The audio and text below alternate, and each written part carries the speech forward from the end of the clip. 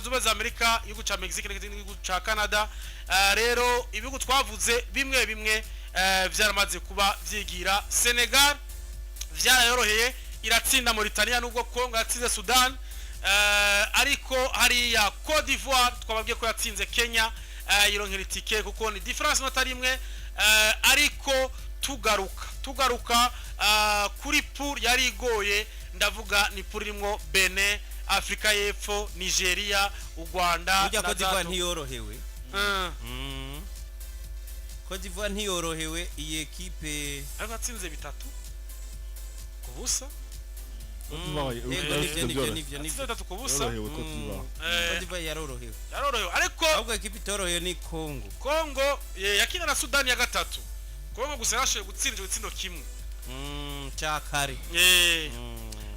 ariko Edgar turavye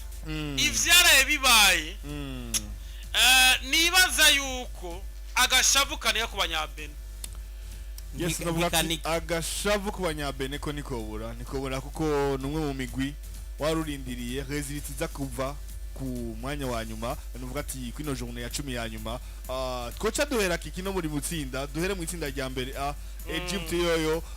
amahirwe yo kuba qualifier yaronse kuva kera isa nuko itike byarangiye akatije itike kuzokina igikombe cyo mwakuze yari mu itsinda A yari kumwe na Burkina Faso, Sierra Leone, Guinea Bissau, Ethiopia ndetse na Djibouti. Egypt ni yamaze kubandanya mu itsinda A. Mu itsinda B ririmo Senegal, DRC Congo, Sudan, Togo, Mauritania ndetse na Sudan y'Epfo. Senegal byamaze kurangira niyo ishobore kuva mu iryo tsinda ariko DRC Congo yarashoboye kuronka amahirwe yo kina inkino za barrage. Mu itsinda C ayo rya gatatu ryarimwo South Africa, Benin, Nigeria, Lesotho, Rwanda ndetse na Zimbabwe. Byaje kurangira South Africa ayisose imore mu iryo tsinda rya gatatu irabandanya mu gihe Nigeria yamaze kuronka amahirwe yo gukina inkino za barrage ku mugabane wa Afrika. Nayo mu itsinda D ari ryo rya kane ryarimo Cape Verde, Cameroon, Libya, Angola, Mauritania ndetse na Eswatini. Cape Verde nta kosa ryo gukora niyo yarashoboye amahirwe kubandanya kuzokina igikombe ca chisi yose. Mu itsinda E ririmo Morocco, Nigeria,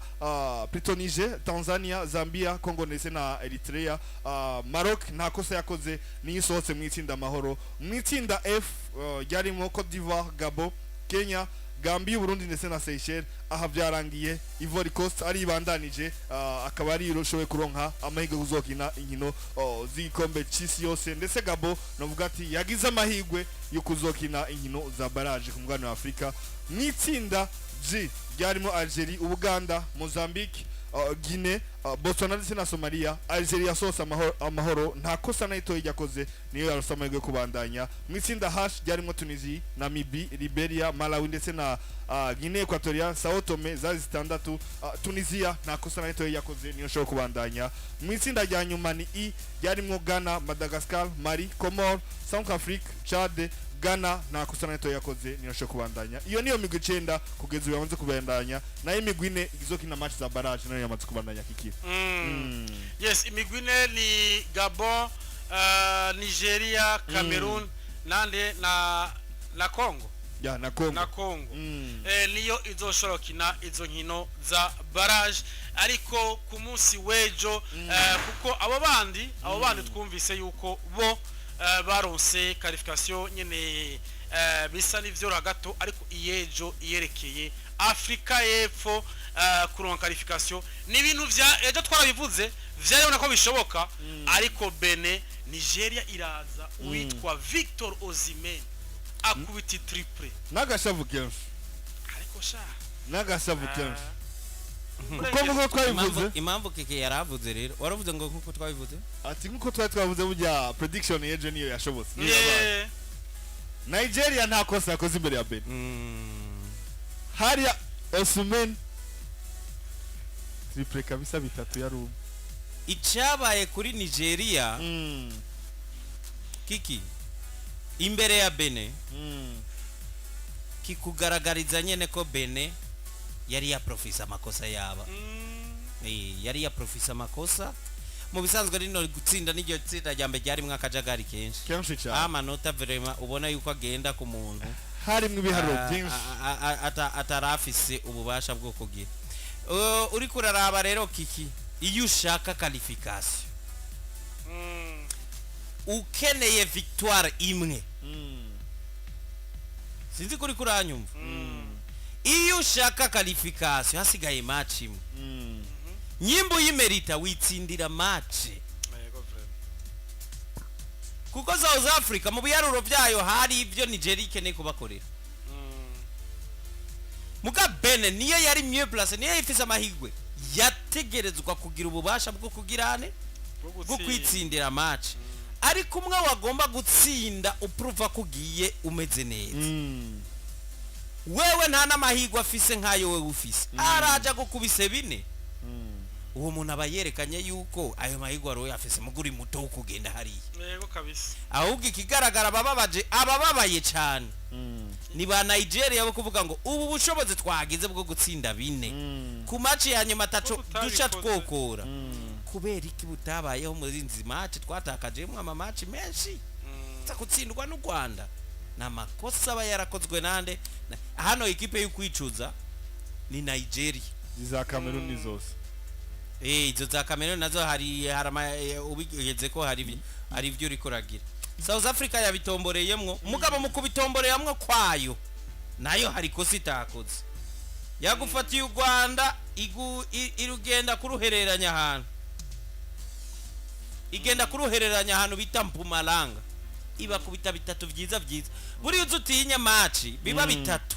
kimwe ugasanga ni ku munota wa 20 kindi ku munota wa 50 kindi ku munota wa 70 iyo match nta gutomboza kuba kuri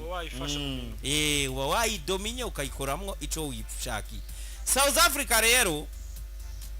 ya profesa makosa ya Nigeria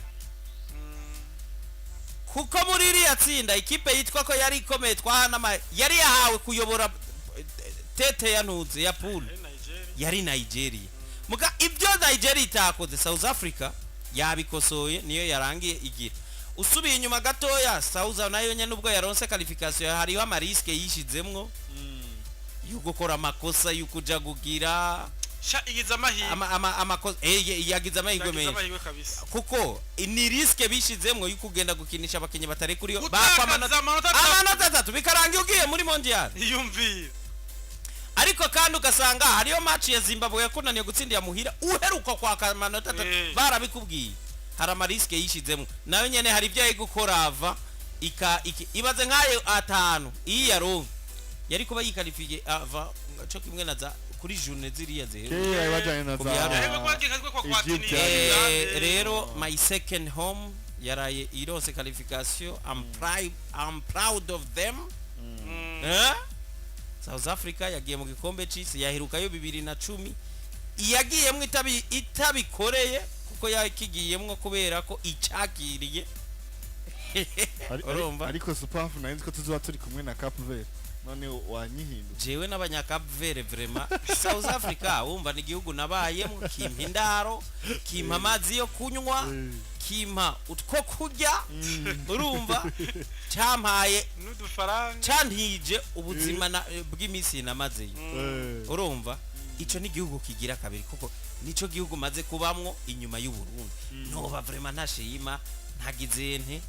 ntabanye nije ari ukuntu nyene vyikora ni my second home yes nuko urumva rero Cape Verde tugishimira ko cazanye ivyo bitangaza tugishimira ko ceretse twebwe batoya nkaco ko hagize igikorwa hari ico twoshikako ariko je na Cape Verde vraiment duhurire konze n'igihugu cabo bakizitije amazi nyimba ari Imana yabikoze numva nizinga yes nuko reka zinga kiki ari amazinga ya zakavere izi zanuze ntugira ngo biranoroshe kwinjira uri umunyafrika mwene wabo biragoye no gushikamwo za visa zabo ziba zigoye babona kuri traverse utero jawuke niyo mpamvu borohereza bari abakoloni babo nyene za umuntu hacarengana je Portugal yes nuko ibihugu bigera nyene ku 9 kaba byamaze kumenyekana ariko ivyo bihugu bine bizokira barrage byamaze kumenyekana hari ibihugu mugabo atagitangaje uko bari mu mapule wabona ari bo bahabwa boyobora kabisa ariyo za Senegal kona Egypt kona Cote d'Ivoire Maroc kona Maroc izo za Algeria na zone zitaheruka kera zone twovuga ko ari ikintu gikomeye Tunisia yaradutangaje na Ghana nubwo yari muri puri ishobora kuyifasirika kera mu Butaliyano umukinyi yitwaye nabi bakunda kumuha ico bita bidondo umukinyi yagize ya flopinze umukinyi yagize performance mbi paraporo izo bari bamwiteze urumva bamuha bidondo hano muri Afrika equipe zikuye bidondo ni Nigeria na Cameroon. Yes, nahoze mbona muri iyi playoff Nigeria izokina na Gabo mu gihe Cameroon izokina na DRC Congo. Nibaza ko Nigeria izokina na Gabo. Cameroon izokina na Congo RDC. Aho rero niho cyo cavamwo Imwe zibiri zica zikina finale ya barrage. Hama imwe nizo gukina ahantu haragoye gigi nizoba ivuye muri oya barakubitana azoca aba finale hanyuma bacagenda guhura donc ino ni nka demi finale imwe nizosohoka isokera umwana wa Afrika donc muri zizine bariko barondera imwe nizo guhura n'izindi zahariya ku mugabo ku yindi migabane uzoboneka ahantu kurengana urasiko bigoye cyane iyumvire ubaye wa mbere userukira umwana wa Afrika gusa biragoye mugabo uzo